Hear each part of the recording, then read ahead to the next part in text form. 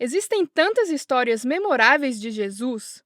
Nós o vemos cativando grandes multidões com sua profunda sabedoria e ensinamentos. Também o vemos realizando muitos milagres e curas para pessoas de todas as esferas da vida. O impacto de Jesus em sua comunidade foi incomparável. Mas foi o discipulado daqueles mais próximos a ele que produziu seu maior e mais duradouro impacto. Naquela época, era comum um rabino ter um grupo de discípulos. O relacionamento esperado entre os discípulos e seu rabino era chamado de Shimush Hachamim, que é o hebraico para servo dos rabinos. Esperava-se que um discípulo se submetesse à sabedoria de seu professor e também se tornasse como um servo, realizando todos os tipos de tarefas cotidianas para seu mestre. No entanto, Jesus inverteu esse modelo de discipulado. Mesmo sendo mestre e professor, ele ensinou a seus discípulos com palavras e ações que o caminho para o maior impacto não era exercer autoridade sobre os outros, mas deixar de lado suas ambições pessoais para se tornar servo deles. Levaram 3 anos, mas aos poucos os discípulos começaram a entender que seguir Jesus não era o caminho para a grandeza e importância, mas para o sacrifício pessoal e servidão. Embora isso tenha causado um impacto profundo em todos os discípulos, talvez ninguém o tenha sentido mais do que Pedro. Apesar de muitos fracassos, Jesus nunca desistiu dele. Mas foi o ato final de serviço e sacrifício de Jesus na cruz que mudou para sempre sua visão de liderança e até onde alguém deve estar disposto a ir pelo bem de outra pessoa.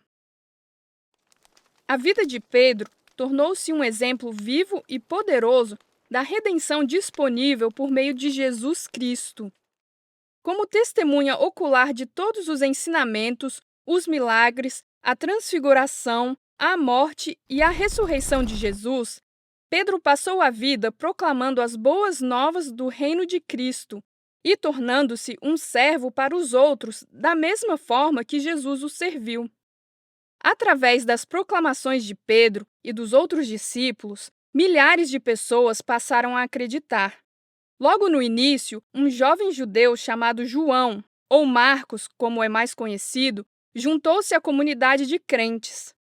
As expectativas para Marcos eram altas, pois o seu primo Barnabé já havia se tornado um líder distinto na comunidade cristã primitiva. Talvez, por causa dessas altas expectativas, as falhas de Marcos pareçam ainda mais dignas de destaque. Ele abandonou Paulo e Barnabé no início de sua primeira viagem missionária, o que prejudicou sua reputação entre alguns da comunidade. No entanto, nossos fracassos não nos definem, algo que Pedro sabia bem. Talvez, em Marcos, Pedro tenha visto semelhanças com seu eu mais jovem. Ele reconheceu a necessidade de Marcos ter alguém que caminhasse pacientemente ao seu lado e cultivasse seus talentos, assim como Jesus havia feito por ele tantos anos antes. Assim, Pedro tomou Marcos sob sua proteção, o instruiu cuidadosamente e trabalhou incansavelmente para cultivar seu crescimento em Cristo. Ele convidou Marcos para acompanhá-lo em suas viagens. Onde quer que Pedro fosse, as pessoas se reuniam para ouvir suas histórias e experiências com Jesus. Ele falou das muitas curas e milagres que atestavam a identidade de Jesus como o prometido Messias e Filho de Deus. Ele expressou sua intensa tristeza por conta de seu medo e negação de Jesus pouco antes de sua crucificação. E como testemunha ocular do túmulo vazio e Jesus ressurreto, ele proclamou ousadamente a ressurreição física de Jesus. Enquanto isso, Marcos absorvia as palavras e ações de seu mentor espiritual, talvez, às vezes, até servindo como seu tradutor. Enquanto isso, uma próspera comunidade cristã foi estabelecida bem na cidade imperial de Roma. Apesar de sua vitalidade, Eles sentiram que não estavam imunes à perseguição enfrentada pelos cristãos em outras regiões. Havia uma compreensão crescente de que, a qualquer momento, a violência contra os seguidores de Cristo poderia começar em Roma, como aconteceu em tantas outras cidades.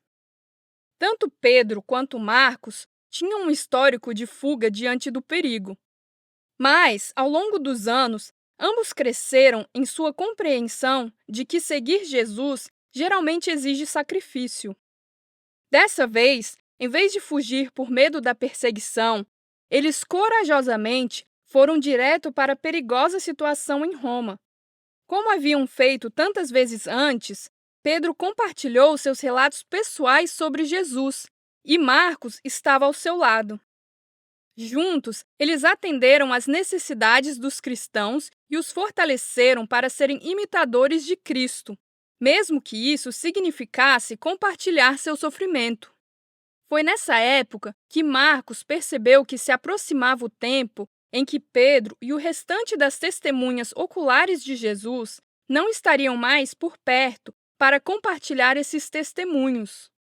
Ele também sabia que, como parceiro de longa data de Pedro, havia se tornado uma das pessoas mais familiarizadas com as histórias de Pedro. Um pai da igreja primitiva chamado Pápias, escrevendo não muito depois dos eventos do primeiro século, nos diz que Marcos escreveu com precisão tudo o que ele lembrava das histórias de Jesus contadas por Pedro e as preservou no Evangelho de Marcos. Então, de certa forma, quando lemos o Evangelho de Marcos, é o mais próximo que podemos chegar de ouvir o próprio Pedro nos contar suas histórias de Jesus. Cada vez que Pedro recontava essas histórias, ele revivia esses momentos preciosos. Sua vida se tornou um reflexo de seu rabino. Como Jesus, ele não esperava ser servido, mas se rebaixou para ser servo dos outros. Ao imitar esse exemplo, Pedro tocou muitas vidas, acabando por sacrificar sua própria vida para fortalecer outras pessoas. Como Pedro, também somos discípulos de Cristo. E como Pedro, quando imitamos esse exemplo de Jesus, aplicamos o efeito Marcos. Se você achou esse vídeo útil e deseja assistir mais, por favor, considere fazer uma doação em nosso site. Também, por favor, curta o vídeo, comente e se inscreva em nosso canal. Obrigada por assistir!